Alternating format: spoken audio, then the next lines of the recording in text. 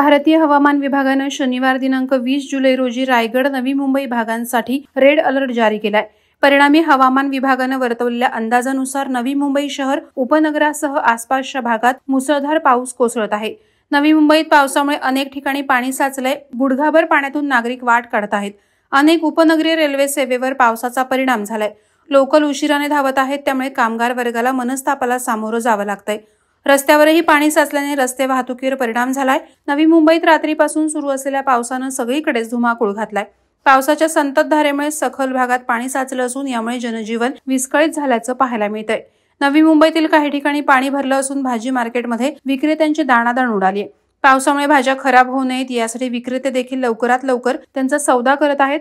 आणखी 24 तास पावसाचा जोर कायम राहण्याचा अंदाज असून नवी मुंबईकरांना जपून राहण्याचं आवाहन करण्यात येत आहे। नागरिकांनी सतर्क राहावं आणि काळजी घ्यावी असा इशारा प्रशासनाकडून देण्यात आला आहे। वादळवारा लाईव्हसाठी अमोल कांबळे, नवी मुंबई।